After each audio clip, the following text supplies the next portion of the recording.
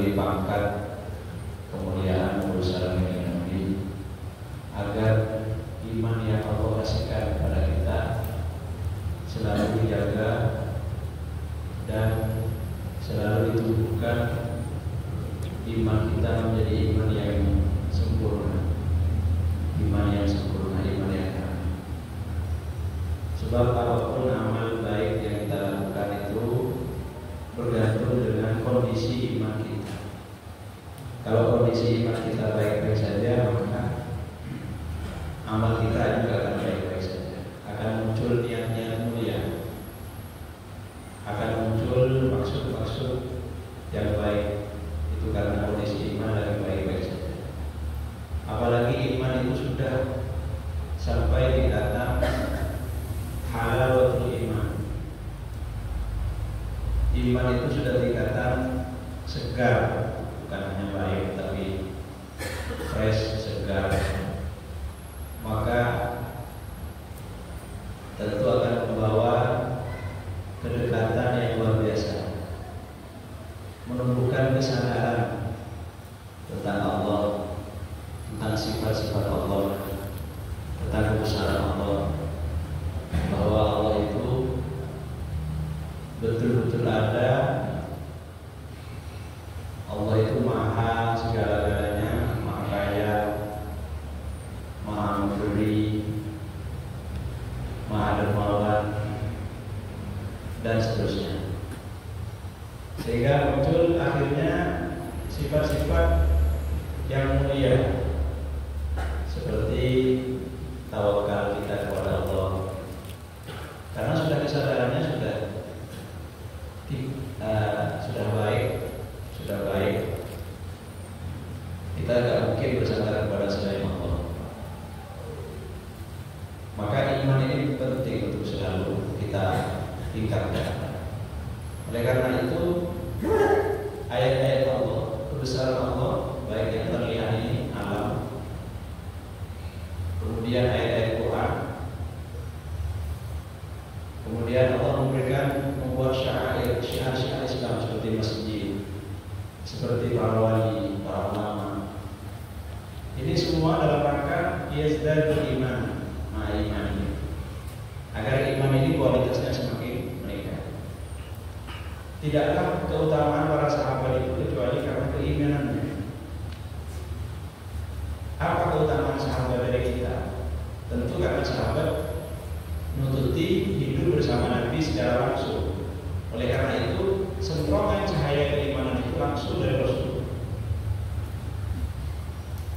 Kalau fasilitas tidak seperti kita saat ini, sudah ada mobil, sudah ada pesawat, Quran sudah dicetak di mana-mana, bahkan sudah bentuk aplikasi macam-macam, lebih mudah.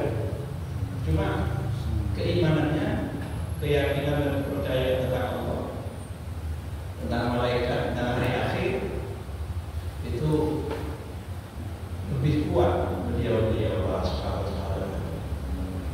Nah, kemudian dengan sholawat yang kita baca ini, harapannya adalah semoga iman yang sudah ada, yang sudah Allah anugerahkan di dalam hati kita, ini semakin hidup, semakin diberi kesadaran tentang Allah, tentang para nabi, tentang tuntunan ajaran Allah Subhanahu wa Ta'ala, yang sekaligus juga kita memohon kepada Allah bertambahnya mahabbah.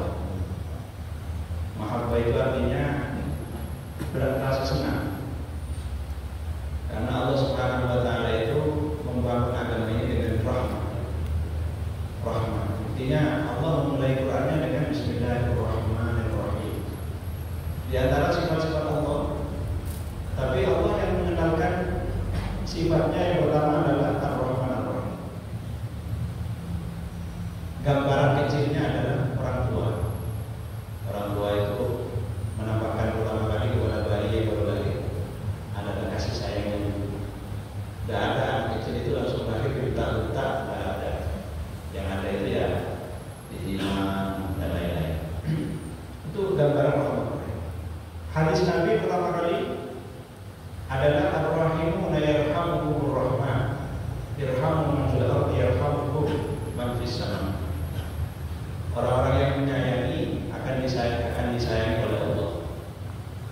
kasihanilah atau sayangilah yang ada di bumi, maka akan mendapat curahan kasih sayang dari yang di langit.